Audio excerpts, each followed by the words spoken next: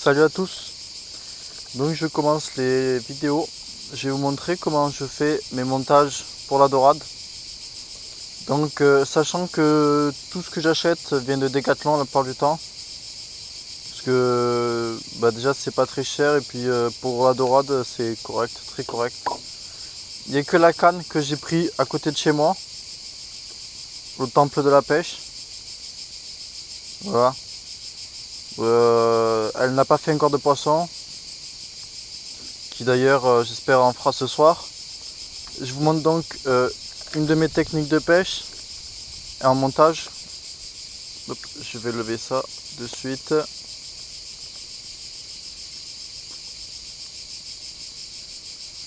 Voilà.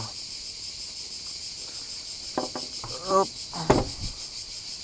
Donc voilà, je pêche en soit double hameçon, soit en triple. Voilà, je vais vous montrer de suite. Voilà, alors un premier hameçon. C'est du 2 ou du 4, je ne me rappelle plus exactement, mais je crois que c'est du 2 cela. Voilà, bien piquant. Hop. Et je mets, on va dire, un peu un assist. Voilà, qui balade, qui va servir. Alors ça c'est un montage seulement pour les crabes, pour monter un crabe dessus. Et sinon j'arrive à le mettre aussi sur des moules, des grosses moules éventuellement que je fais moi. Voilà, je pêche qu'avec des grosses moules comme ça. Pas moule entière, je mets moule en plateau, mais ça on verra pour la prochaine vidéo. Là on va faire la vidéo que pour le crabe. Donc j'ai pris un crabe que vous pouvez voir, que vous pouvez voir là. Hop. Une favouille. Ça marche tout aussi bien avec la favouille qu'avec la corentille. Donc petit crabe qu'on trouve au bord des plages, qui court très très vite. Je pense que c'est un très bon crabe aussi, étant donné qu'il court très vite, je pense, et les dorades n'arrivent pas souvent à l'attraper. Bon, voilà une petite favouille, vraiment très petite. Bon, je vais être obligé de la tuer pour la vidéo. Elle ne sera pas tuée pour rien, parce que je la remettrai dans le seau avec tous les autres crabes, et elle me servira ce soir en morceaux. Donc dans tous les cas, elle aurait servi à quelque chose. Alors moi, c'est super simple. Il y en a qui arrachent, alors comme vous pouvez voir, les deux pattes à l'arrière. Ceux-là servent à s'enfuir dans le sable, à s'enfouir, pardon, donc à s'enterrer. Là où je pêche, c'est essentiellement que de la moule au fond, mais au cas où c'est de la vase, je coupe pas la patte entière, il se peut qu'elle tombe. Voilà. Et je coupe juste un morceau. Ce qui déjà, et je lève aussi les pinces. Mais je coupe jamais la pince entière, sauf si elle tombe. Je coupe toujours à partir de ce niveau-là. Voilà. Je sais pas si vous pouvez voir, mais voilà, les pinces tombent automatiquement. Hein. C'est un moyen de défense du crabe. C'est comme les lézards, si vous attrapez par la queue, elle tombe. Voilà. Donc il y a des chances que là, elle tombe aussi, celle-là. Voilà. Hop, vous voyez, j'ai pas tiré dessus, elle est tombée. C'est un moyen de défense. Et là, toujours pareil. Je coupe juste. Alors c'est soit je coupe, soit je casse la patte. Voilà, là je coupe. C'est plus simple. Mon crabe marche toujours aussi bien. Attendez, je vais vous montrer. Voilà. Le seul souci de la technique que j'utilise moi pour pêcher la dorade, c'est que mon crabe risque et au plus souvent meurt. Donc meurt assez vite parce que les hameçons passent à l'intérieur du crabe et ça peut le tuer. Alors, désolé, je filme très mal, j'y arrive pas très bien avec cette GoPro. Voilà, alors vous voyez l'hameçon, moi, alors celui qui est pas l'assist, hein, cet hameçon là, je le fais passer, j'ai essayé de vous le rapprocher un peu plus, voilà, comme cela, pas trop profond. Alors déjà il faut bien appuyer.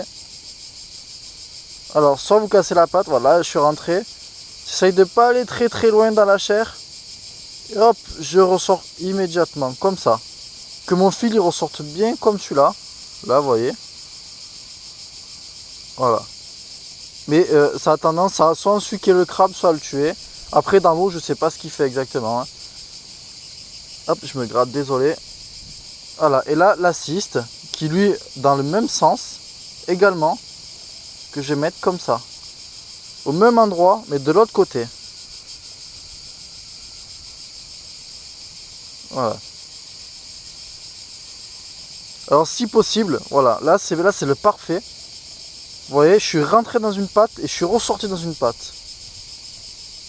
Là, là on tire, ça nous fait un crabe comme ça. Voilà.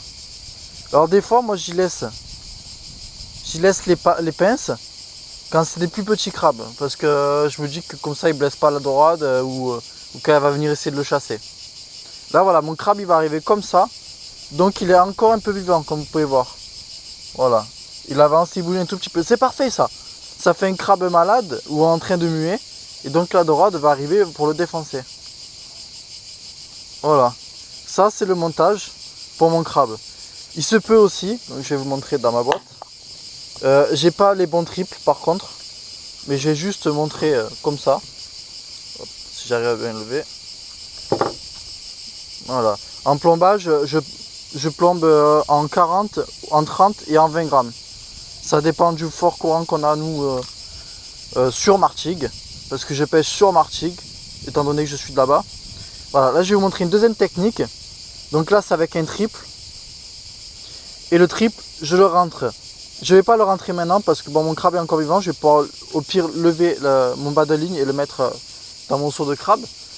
Voilà, le triple, je le rentre par les deux yeux, ce qui fait que ça fera quelque chose comme ça. Attendez, je vais essayer de bien le caler. Voilà, à peu près. Je vais pas piquer le crabe avec, voilà.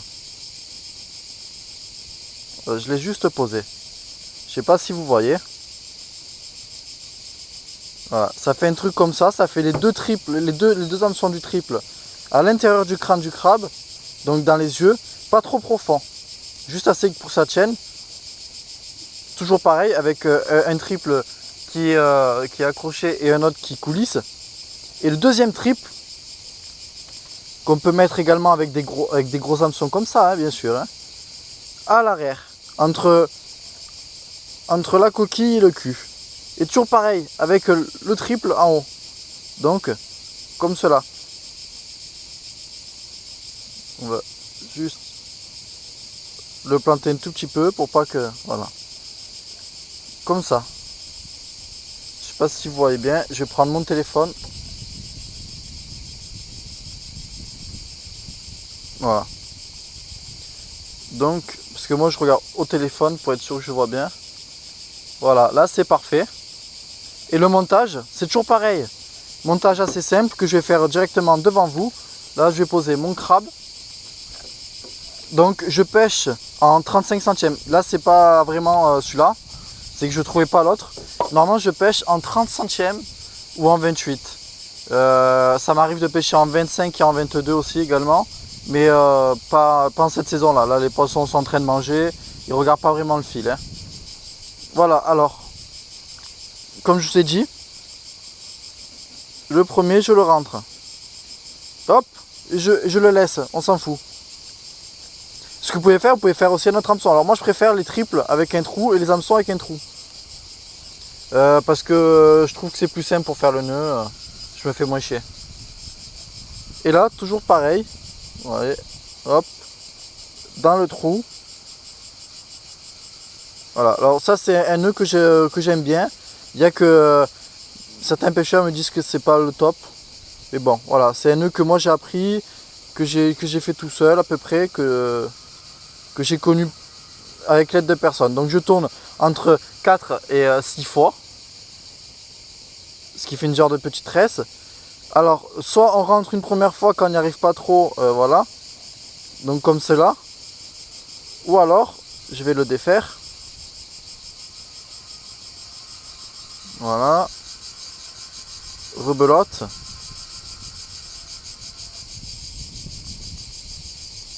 Voilà, ce soir il y aura la vidéo pour la pêche, comment je pêche, mon lieu de pêche exactement. Voilà, et là on repasse à l'intérieur. Donc ça nous fait une genre de petite boucle. On repasse à l'intérieur, attendez, hop. Voilà, et là, surtout, sur ça, il faut mouiller le fil. Mouiller, n'hésitez pas à cracher s'il faut. Il faut mouiller. Voilà. Parce que quand vous mouillez pas, en fait, le fil, il va râper. Et il chauffe. On dirait pas, mais le fil chauffe. Et là, voilà, on serre. Alors moi, j'utilise une paire de ciseaux après pour serrer. Parce que ma pince, elle est dans la boîte à l'heure. Voilà. Et je serre fort. Voilà, vous voyez bien que là, je tire bien fort. Et ça part pas. Donc une dorade, vous le cassera pas. Sauf avec les dents, elle peut couper le fil. Mais... Et là, après l'excédent de fil, comme vous pouvez voir, je vais le couper au ras. Donc hop, je le mets en position parfaite. Voilà, je le coupe au ras. Je laisse toujours un tout petit peu. Toujours un tout petit peu, je sais pas si on peut voir. Voilà, si on arrive à voir, c'est excellent. Bon, il est là, le petit excédent de fil. Je le laisse au cas où si mon nœud n'est pas assez serré, ça pourra pisser un tout petit peu. Voilà. Et donc, mon deuxième triple qui est là, et qui lui me servira. Voilà, vous voyez, il coulisse. Je laisse toujours mon fil coulisser. Et qui me servira donc à soit à doubler la dorade ou le loup qui viendra prendre sur le crabe. Pareil pour les l'hameçon simple. Hein. Ou alors, avec un peu de chance, elle prendra les deux. Ça m'est jamais arrivé avec les deux triples, surtout de cette taille-là. Quand ils sont plus petits, oui, elle avale les deux. Mais sinon, elle se pique. Souvent, le deuxième vient à la volée, piquer quand elle va commencer à se battre. Et ça fait un piquage de plus. Je préfère le dire, je n'aime pas du tout pêcher au triple, sauf quand je pêche à la moule, parce que bon, c'est très dur à esquiller une moule avec un hameçon simple, il faudrait la coudre et ça c'est du temps. Mais l'hameçon triple, c'est aucune chance au poisson. Une fois qu'il est dans la bouche, il est dans la bouche, et si le fil casse pas, c'est très dur à se faire lever. Tandis qu'un hameçon simple, comme celui-là, je vais vous montrer de suite. Voilà, un hameçon simple comme ça. La dorade, elle sécrète un genre d'acide avec son sang qui va fondre au fur et à mesure l'hameçon. Si l'hameçon il est sur le côté de la bouche, c'est pas gênant parce que c'est juste un hameçon. Mais dites-vous qu'un hameçon, un triple, comme ça, sur le côté qui est à l'intérieur, eh bien souvent c'est les deux triples, enfin les deux hameçons qui sont piqués et qui bloquent la mâchoire de la dorade. Donc ne pourra pas se nourrir par la suite. Tandis qu'un hameçon comme ça, sur le côté de la bouche, elle pourra toujours se nourrir. Et ça m'est déjà arrivé plein de fois d'attraper des dorades avec un hameçon comme ça, presque fondu, sur le côté de la bouche. Surtout les grosses, parce que les grosses ont tendance à facilement se casser ou à frapper dans les moules pour casser le fil de l'hameçon. Voilà, donc je vous dis à ce soir pour la vidéo. Si on fait du poisson, ce qui est normalement est assez dur en ce moment parce qu'elles sont pas faciles.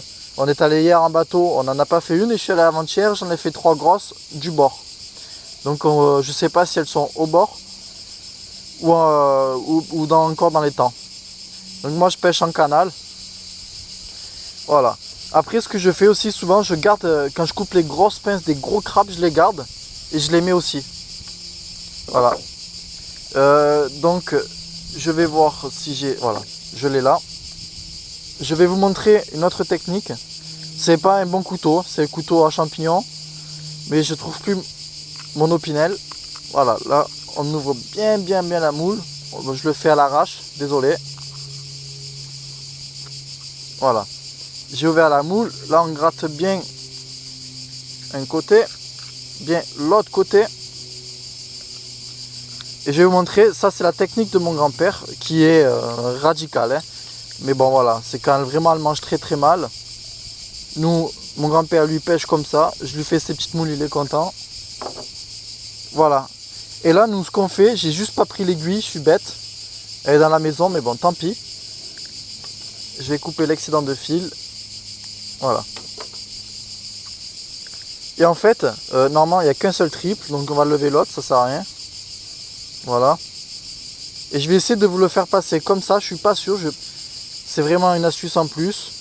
Voilà, nous, mon grand-père, lui, passe par le cul de la moule. Pour l'instant, ça a l'air de plutôt bien passer.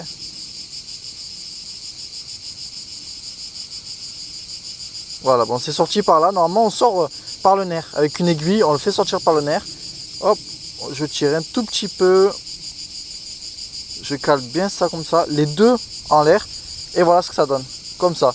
Vous pouvez, je vous l'assure, hein, si vous le piquez bien dans le nerf avec le fil, moi je fouette avec du 40 grammes, elle se décroche pas. Hein. Voilà, ça va tirer. Bon là ça va tirer, ça va tout arracher parce qu'elle est très mal mise. Mais je pêche comme ça. Et là, elle vient manger dessus. Alors ce qu'on peut faire, c'est rajouter un petit bout de moule dessus. Ou une autre moule. Moi je suis pas trop fan parce que ça me fait gaspiller deux moules. Mais mon grand-père lui met une deuxième moule sur le triple là. C'est-à-dire qu'il gave le triple ici comme vous pouvez voir. Le triple là il est gavé de moule. Plus la moule là qui vient tirer. Ça fait une grosse boulette. Et je peux vous assurer que même les grosses viennent. Hein. Ça veut rien dire si la moule est ouverte comme ça, elles viennent manger quand même. Quand la dorade à la fin, elle prend. Après, le plus dur c'est de trouver sur quoi elle va manger. Voilà, donc je vous dis à plus tard. Et à plus les gars. Bonne journée.